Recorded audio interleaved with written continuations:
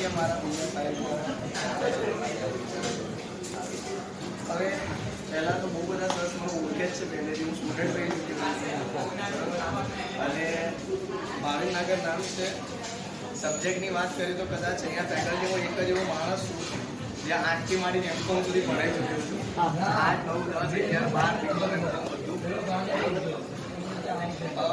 થોડું લાંબુ જશે મારું, કારણ કે મારી journey as a student, as a assistant અને લાસ્ટમાં એઝ અ સર, બરોબર, એટલે બહુ લાંબુ છે મારું. આશા રાખજો એટલું લાંબા ટકવું એટલે સાહેબ 10 વર્ષ પણ નથી આપ્યું.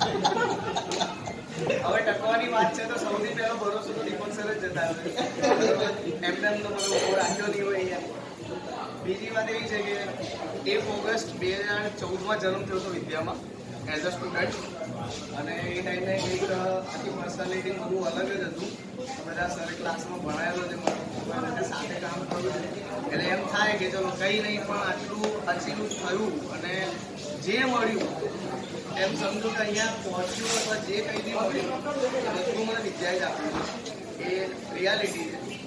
અને એઝ અ સ્ટુડન્ટ મારી જોડે એઝ અ આસિસ્ટન્ટ આખી એક બ્રાન્ચ સંભાળવા આવી હતી.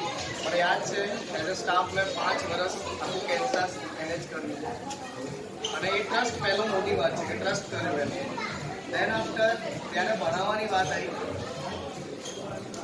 એટલું કહી શકું સરનું ખાસ કે સર મેઇન અકાઉન્ટ સબ્જેક્ટ ભણાવતા હતા વિદ્યાની અંદર, ત્યાંથી ભણાવે છે નાની કહેતો, પણ એમને ઇન્સ્ટોલ કરે ભાવી સરે મને રિટાયર કરી દીધું, આખા સરે સેટ કરી દીધું, ભાવી સરે એકાઉન્ટ કરી દીધું, એટલે મને રિટાયર કરી દીધું.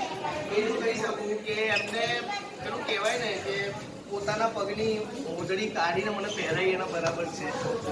કારણ કે એક વસ્તુ છે, ગમે તે વિદ્યા દીપક સરે ચાલુ કર્યું અને દીપક સર અકાઉન્ટ ભણાવતા હતા વર્ષોથી, એટલે જ્યારે કોઈ બી નવું સ્ટુડન્ટ આવે તો પહેલો ટ્રસ્ટ એ જ હોય કે અકાઉન્ટ દીપક સર ભણાવે છે.